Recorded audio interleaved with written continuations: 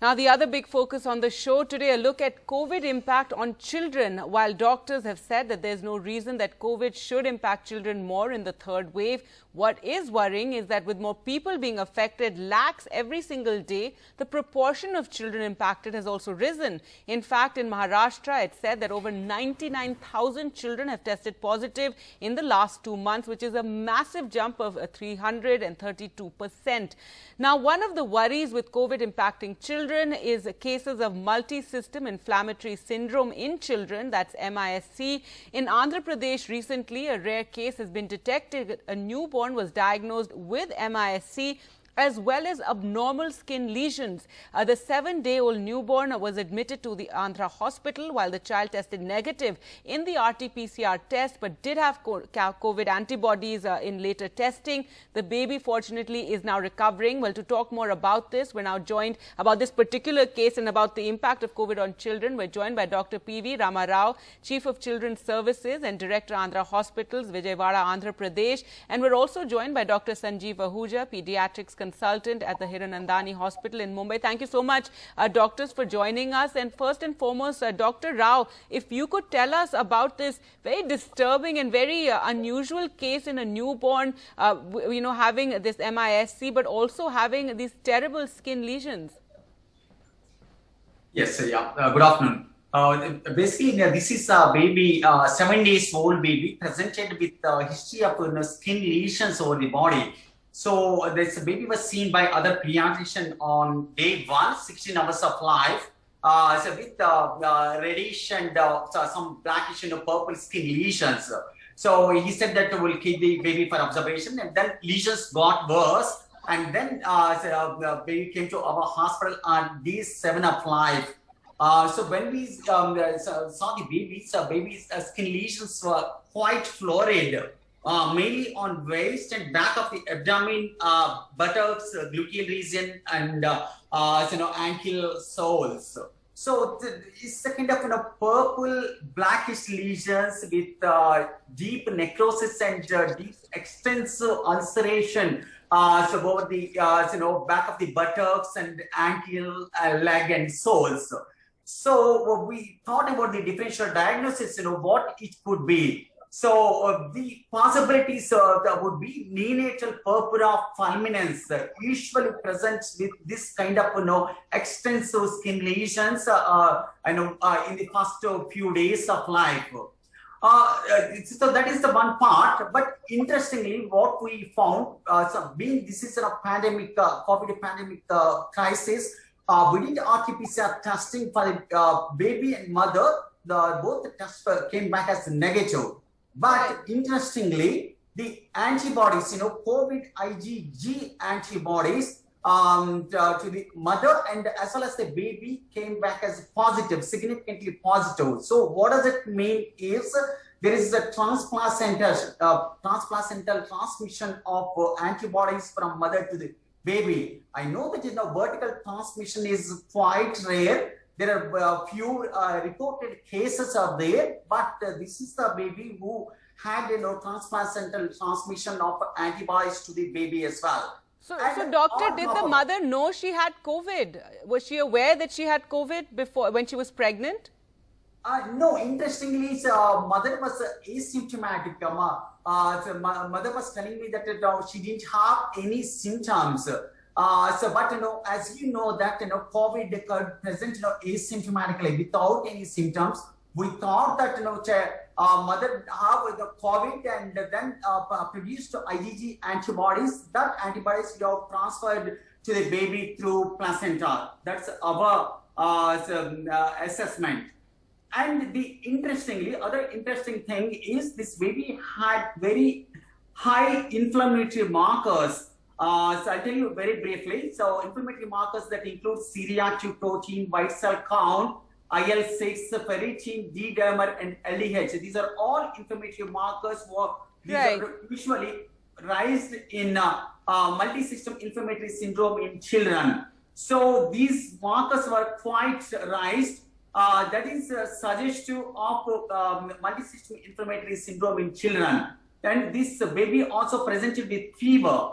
So The criteria for diagnosis of multisystem inflammatory syndrome is fever with raised inflammatory markers with the 2 or more systems involvement with the COVID antibodies positive in the baby. So this is a case of neonatal purpura fulminans in combination, in association with the neonatal multisystem inflammatory syndrome in children. And right now, we're not aware of any other, such case being reported anywhere in the world, and it's very disturbing. You did share pictures with us in a video, but it was just too disturbing to share with our viewers. Dr. Ahuja, I'd like to talk to you also about the impact of COVID on children. While this is fortunately a very rare case that Dr. Rao has had to deal with, recently, it's been announced that in Maharashtra, you've had such a huge number of children being affected. Apparently, in the last 2 months, 99,000 children have been found to be COVID positive, and that's a 332% rise. Is it because we're also testing children a lot more and, the absolute numbers are a lot higher? Absolutely. So, compared to the first wave, the testing in children has definitely increased, because parents have become more aware that when their child has fever, especially if already somebody in the house has COVID or has fever, they tend to test the child more promptly compared to the first wave, where there was a lot of hesitation in getting the test done. Also, because the number of cases have increased a lot, the parents are being affected in a large number and children also are getting infected. My experience in private practice at Dr. L.H. Hiranandani Hospital, Mumbai, has been that majority of children who come with a result that's COVID positive, they have fairly mild symptoms. They have fever, sometimes a little cough and cold, and majority of them do not require hospitalization, and they can be treated with home isolation. The parents have to be aware of certain danger signs or red flags where they need to contact their pediatrician immediately. Those are mainly fever lasting for over 5 days, difficulty in breathing if the child is lethargic, is not taking feeds properly, especially in children below the age of 1 year, or if there is a rash on the body which is spreading, particularly associated with a red tongue or excoriation of the skin, then those are situations where probably the child has this multiple inflammatory syndrome, which is like a sequelae to COVID that we see usually 2 to 6 weeks after the child has had COVID. Most children, however, as I said, have had mild symptoms, but the huge number of increase of cases in the last 3 months to nearly coming close to 1 lakh cases in Maharashtra in last 3 months, compared to about 67,000 cases in Maharashtra in the last 9 months from March to December 2020. All right, so that's when you have to watch out for this MISC, and that's the only big worry. But as you said, so, usually in children, we don't get very... PCR, the COVID test usually comes negative, and the COVID antibodies are positive, and the child presents with fever lasting for over 3 days.